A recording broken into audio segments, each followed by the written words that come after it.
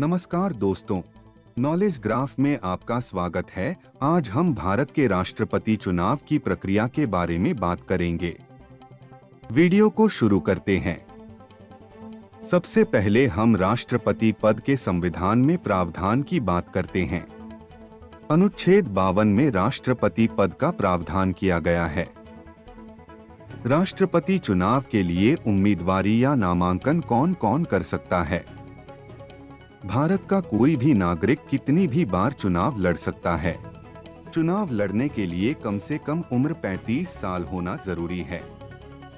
उम्मीदवार लोकसभा सदस्य होने की पात्रता रखता हो और किसी भी लाभ के पद पर न हो, और उम्मीदवार के पास कम से कम 50 प्रस्तावक और 50 समर्थक के लिए विधायक या सांसद होना चाहिए। राष्ट्रपति चुनाव में कौन कौन वोट दे सकता है? भारत में राष्ट्रपति का चुनाव अप्रत्यक्ष रूप से होता है, यानी जनता इसमें वोट नहीं कर सकती है। चुनावी प्रक्रिया में राज्यसभा और विधान परिषद में नामित सदस्य भी शामिल नहीं हो सकते हैं। चुनावी प्रक्रिया में केवल निर्वाचित विधायक और सांसद ही वोट दे सकते हैं। राष्ट्रपति चुनाव प्रक्रिया। निर्वाचन एकल संक्रमणीय मत पद्धति या सिंगल ट्रांसफरेबल वोट सिस्टम से होता है। इस पद्धति में सिंगल वोट यानी मतदाता एक ही वोट देता है, लेकिन वह कई उम्मीदवार को अपनी प्राथमिकता के आधार पर वोट देता है, अर्थात वह पेपर पर यह बताता है कि उसकी पहली पसंद कौन है और दूसरी तीसरी पसंद कौन है। वोट डालने वाले सांसदों और विधायकों के वोटों की प्रमुखता अलग अलग होती है। इसे वेटेज या वोट मूल्य कहा जाता है।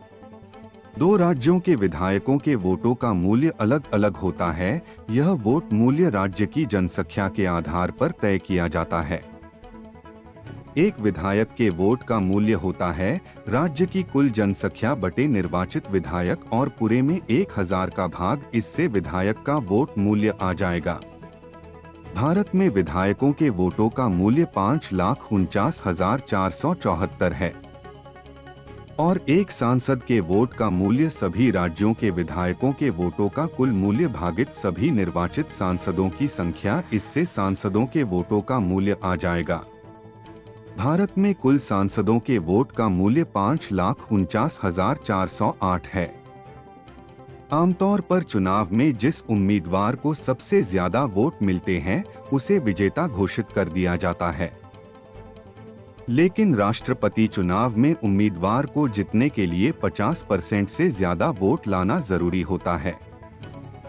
यदि पहली पसंद वाले वोटों से विजेता का फैसला नहीं हो सके, तब उम्मीदवार के खाते में वोटरों की दूसरी पसंद को नए सिंगल वोट की तरह ट्रांसफर किया जाता है। इसलिए इसे सिंगल ट्रांसफरेबल वोट कहा जाता है। इस तरह उम्मीदवार को विजेता घोषित किया जाता है। एवं भारत में राष्ट्रपति का चुनाव वर्तमान राष्ट्रपति के कार्यकाल पूरा होने से पहले कराना जरूरी होता है। इस तरह हमने राष्ट्रपति चुनाव की प्रक्रिया को जाना। अगर आपको कुछ पूछना हो तो कमेंट में बता सकते हो।